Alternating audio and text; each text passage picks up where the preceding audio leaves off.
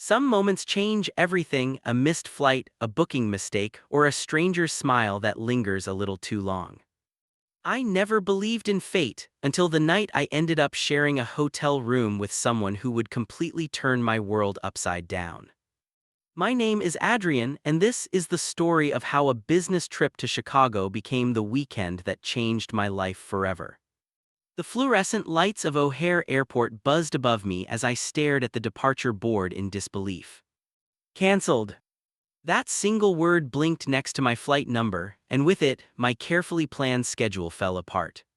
I was supposed to be in Chicago by evening, well rested and ready for the marketing conference in the morning. Instead, I was stranded, exhausted, frustrated, and desperately trying to rebook on my phone. "Excuse me, is this the rebooking line?" I looked up from my screen and time seemed to slow. The man standing beside me had dark curls that brushed his forehead, warm brown eyes that crinkled when he smiled, and a worn leather jacket that made him look like he'd stepped out of an indie film. But it was his smile that caught me, not polite, not distant, real. "Yeah," I said, trying not to stare. "Though calling it a line might be generous, it's more like a mob." He laughed, a low, genuine sound that made something in my chest shift.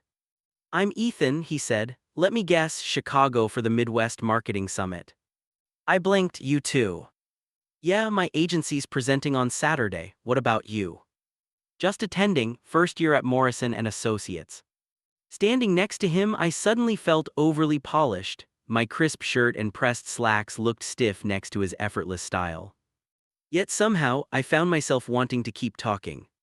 We spent the next 3 hours waiting together, two strangers in airport limbo, sharing stories instead of silence. Ethan worked for a creative agency in Brooklyn, the kind of place with brick walls, open spaces, and too much coffee. He talked about design the way some people talk about faith.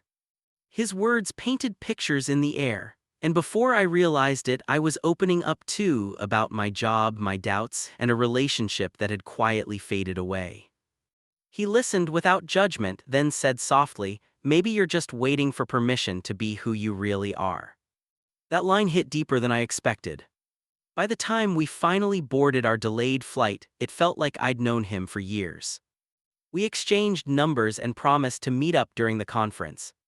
I tried to focus on my book, but my mind kept drifting to the way he smiled when he talked, that quiet confidence that made me forget how tired I was. We landed in Chicago at 2 in the morning. By the time I reached the hotel, I was running on nothing but caffeine and willpower. The lobby gleamed with marble floors and modern lights. "Reservation for Adrian Mitchell," I said, sliding my card to the clerk. She frowned, typing for what felt like forever before looking up apologetically. "I'm so sorry, sir, but we're completely overbooked. There's been a rush of last-minute arrivals, every room is full." My stomach dropped. "You don't have any rooms?" She shook her head. "We're checking alternatives, but with the conferences and weddings in town, it's nearly impossible tonight." I exhaled, trying to stay calm, when I heard a familiar voice. "Booking crisis." Ethan was walking toward the desk, his jacket slung over his shoulder. Even at 2 a.m., he somehow looked effortless. The clerk's phone rang. She picked up, listened for a moment, then brightened. "Actually, we just had a cancellation, one room left with 2 beds. Would you gentlemen be willing to share?" Ethan met my eyes. There was no pressure in his look, just quiet understanding and maybe a hint of curiosity. "I'm okay with it if you are," he said. I hesitated only a second. "Yeah, that works." Room 2847 was high above the city, its windows glowing with Chicago's skyline. 2 queen beds, sleek furniture, and a bathroom of black marble and chrome. "Not bad for a last-minute fix," Ethan said, dropping his bag on the bed near the window. "I promise I don't snore much." I smiled, finally letting the tension ease a little. "I'll take my chances." He showered first while I caught up on emails. When he stepped out, his gray t-shirt and flannel pants made him look relaxed, almost too comfortable. "Your turn," he said with a grin. The scent of his soap lingered in the air, something clean and woodsy. I stood before the mirror, my reflection tired but alive in a way I hadn't felt in months. I changed into a t-shirt and shorts, brushed my teeth, and stepped back into the softly lit room. Ethan was in bed scrolling through his phone. The screen's glow outlined his face, calm, focused, unguarded. "Long day," he said quietly. "The longest," I admitted, climbing into my bed. The room fell into silence. Only the city hummed outside the windows, and between that sound and the steady rhythm of his breathing, something in the quiet felt strangely comforting.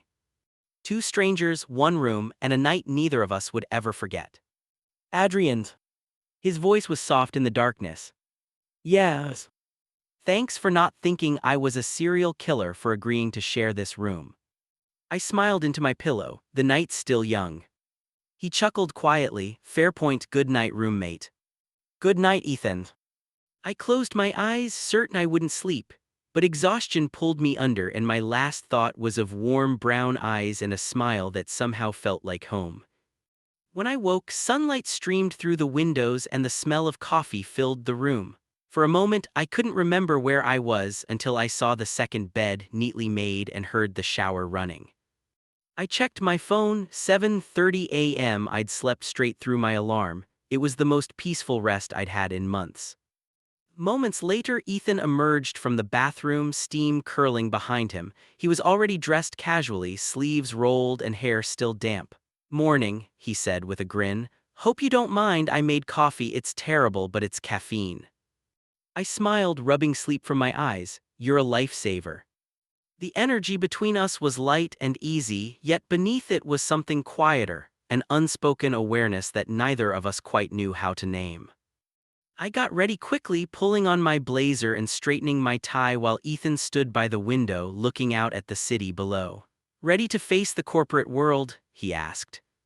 "As ready as I'll ever be," I said. He turned, and for a second his gaze lingered just a little longer than casual. In that glance was something gentle, something curious, like a door quietly waiting to be opened. Neither of us mentioned it, but we both felt it. The morning began innocently enough. We moved through the conference together, orbiting each other like planets, sharing the same path, close but not colliding.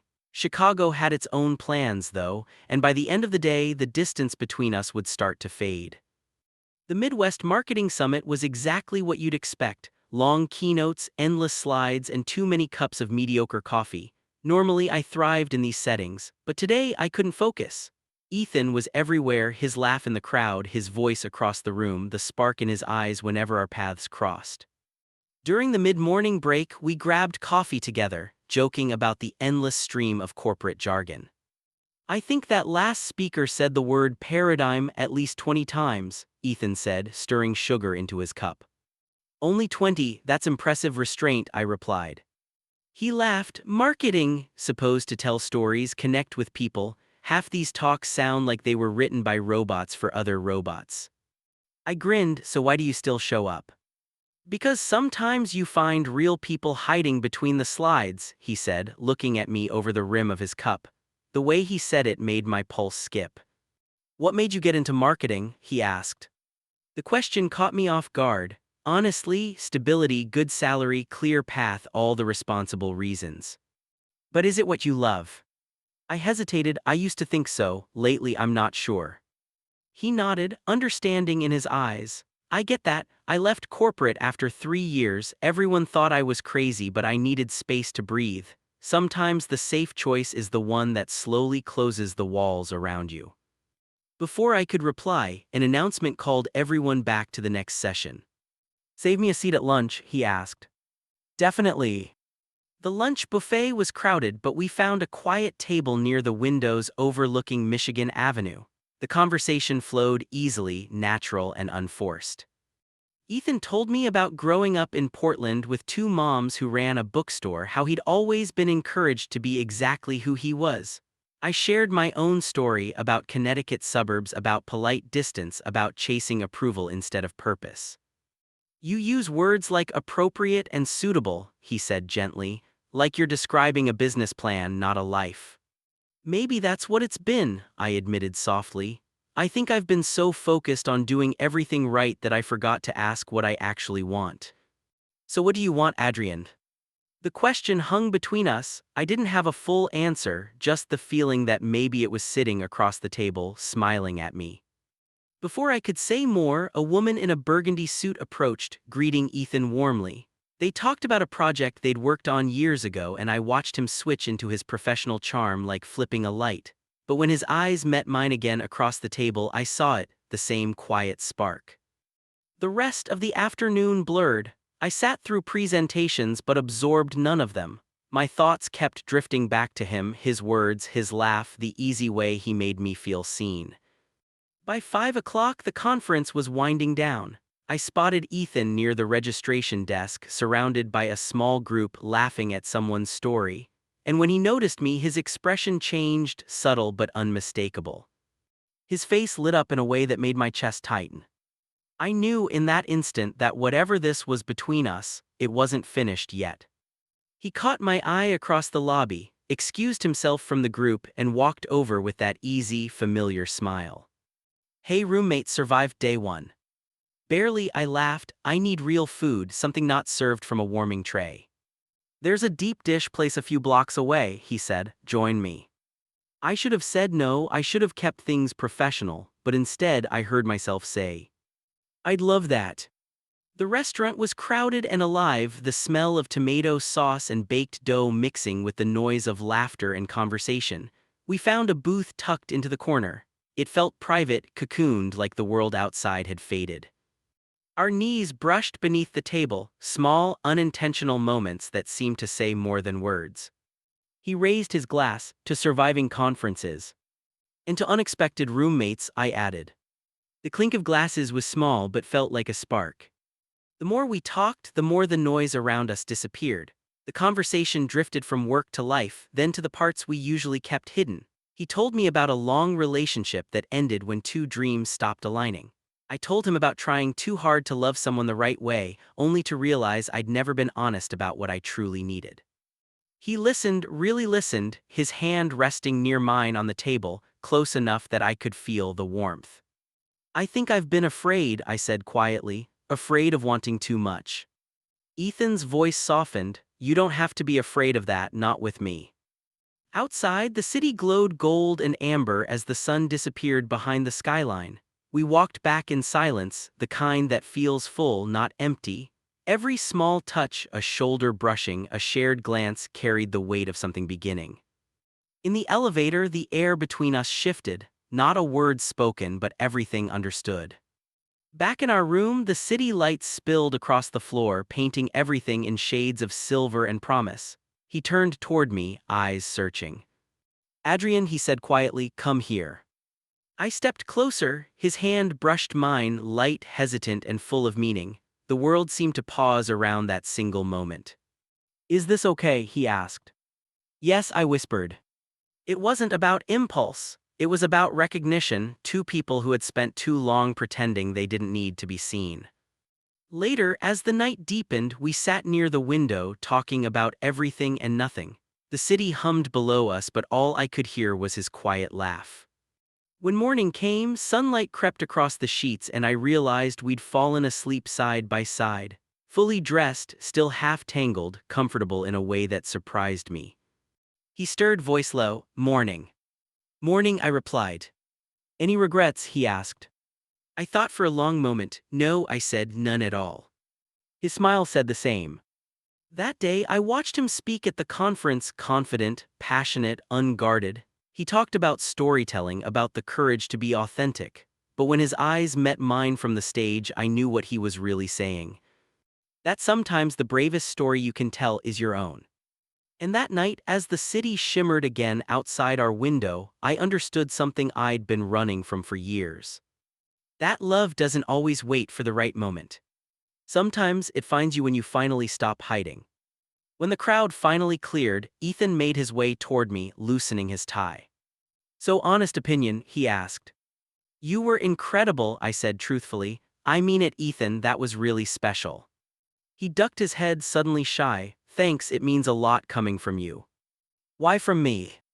"Because you're someone who understands the cost of hiding," he said quietly, "of pretending to be fine when you're not." Then, right there in the conference hall, he took my hand, a small, brave gesture that made everything else fade away. "And you're someone I don't want to hide around anymore." My breath caught, people were walking all around us, but for that moment, it felt like the world had narrowed to just the two of us. I want that too, I whispered. That evening, I returned to our room with my thoughts tangled and heavy. Ethan was already there, half reclined on his bed, working on his laptop. He looked up and smiled. Hey, how was the rest of your day? Fine, I said, my boss was there. He heard the edge in my voice and closed his laptop. What's wrong? Nothing, I said quickly, but it wasn't true. She just reminded me of reality Monday morning. Responsibilities, all the things I'm supposed to care about. Ethan stood and came closer. What are you really saying, Adrian? I don't know, I admitted. This weekend's been amazing, you've been amazing, but it's also not real life, right? We're in a hotel in another city pretending the world doesn't exist. What happens when we go back? You're in New York, I'm in Boston, different worlds. He sighed softly, so you're already planning our ending.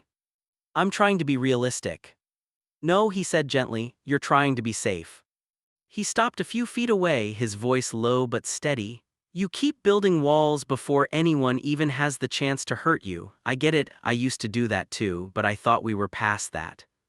What if we're not compatible in real life? What if this is just conference magic? Ethan laughed once, not mockingly but with disbelief. Conference magic, that's what you think this is. I don't know what to think, I said, my voice breaking. I'm terrified, I don't fall for people I just met, I don't feel this fast. Good, he said softly, stepping closer. Let it be messy, let it be uncertain, that's how you know it's real. He rested his hands lightly on my shoulders. Stop trying to solve this like a work problem, Adrian. Some things aren't meant to be planned, sometimes you just have to trust. I don't know if I can, I whispered. He smiled gently, then let me show you how. He brushed his thumb across my cheek. I'm going to take a shower, long day, I need to decompress. But Adrian, if you want, you can join me, not because you have to, but because I don't want to keep pretending we're strangers. He kissed my forehead and disappeared into the bathroom. The sound of running water filled the silence. I stood by the window, heart racing. This was it, the moment of choice. Stay safe or step forward. I took a deep breath, feeling something shift inside me. I wasn't sure where this would go or what it meant, but for once, I didn't want to hide from it. The light from the bathroom spilled softly across the room, warm, golden, inviting.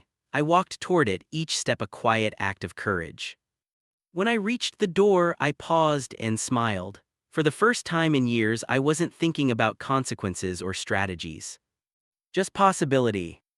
Later, we lay together in the soft light of the city, wrapped in the quiet afterglow of truth. No words, no labels, just two people who had stopped running. Stay with me tonight, Ethan whispered. Just to hold you, I want to wake up with you again. I nodded, okay, yes. He smiled and pulled me close. I could feel his heartbeat steady beneath my hand. Tell me something you've never told anyone, he murmured. I hesitated. I used to write poetry in college, bad poetry, but I loved it. I wanted to be a writer once, but it felt too risky, too uncertain, so I stopped. Do you still write? No, I told myself I didn't have time, but really I think I was afraid. Ethan's voice was quiet but certain, then start again. The room fell silent, but in that silence something new began, not just a love story but the courage to live truthfully, no matter how uncertain the path. Not for success, not for ambition, not for any practical reason. But simply because it mattered. Maybe I will, I said, the thought both terrifying and exhilarating. Your turn, I added softly, tell me something. Ethan's voice dropped to a whisper. I'm afraid I'm not enough. I left corporate work for something creative because it felt right. But sometimes I wonder if I'm just running from commitment, from stability. My ex used to say I couldn't stay still long enough to build something real. Maybe he was right. I turned to face him, our eyes inches apart. Is that what you think this is, you running again? He shook his head firmly. No, this is the opposite. This is me finally running toward something, toward you, and it scares me because I actually care how it turns out. Me too, I admitted quietly. I care so much it hurts. Good hurt or bad hurt? Good hurt, I said with a small smile, the kind that means something changing. He smiled back, eyes warm. Then let's figure it out, the distance, the logistics, all of it, because this is worth figuring out. You really believe that? I really do, don't you?